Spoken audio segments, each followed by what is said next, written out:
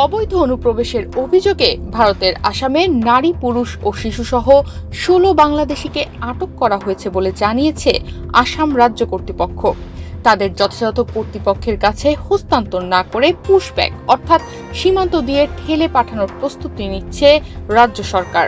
আসামের গণমাধ্যম the sentinel এক প্রতিবেদনে এই তথ্য জানিয়েছে।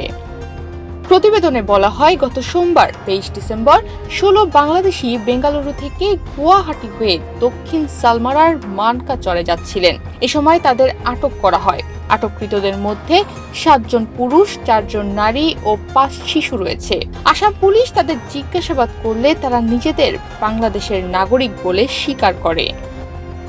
এ নিয়ে সামাজিক যোগাযোগ মাধ্যম এক্সে একটি পোস্ট দিয়েছেন আসামের মুখ্যমন্ত্রী হিমন্ত বিশ্ব শর্মা। সেখানে আটককৃতদের নাম উল্লেখ করে তিনি লেখেন, তাদের শীঘ্রই পুশব্যাক করা হবে। আসামের সংবাদ মাধ্যম দ্য সেন্টিনেল থেকে জানা যায়, আটককৃতদের বাংলাদেশে ফেরত পাঠানোর কার্যক্রম ইতোমধ্যে শুরু হয়ে গেছে। গত সপ্তাহে আসাম পুলিশ ভারত বাংলাদেশ সীমান্ত দিয়ে অনুমোদিত প্রবেশের জন্য একজন বাংলাদেশি নাগরিককে গ্রেফতার করে। আসমা আক্তার নামে চিহ্নিত অনুপ্রবেশকারী আন্তর্জাতিক সীমান্তের কাছে ধরা পড়ে বাংলাদেশে ফিরে আসতে বাধ্য হন।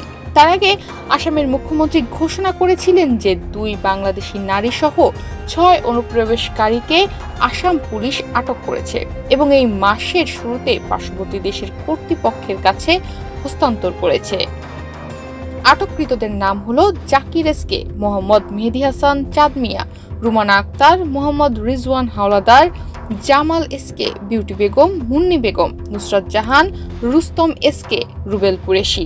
বাকি ৫ শিশুর নাম উল্লেখ করা হয়নি। তনিমা রহমান, বাংলাদেশ প্রতিদিন।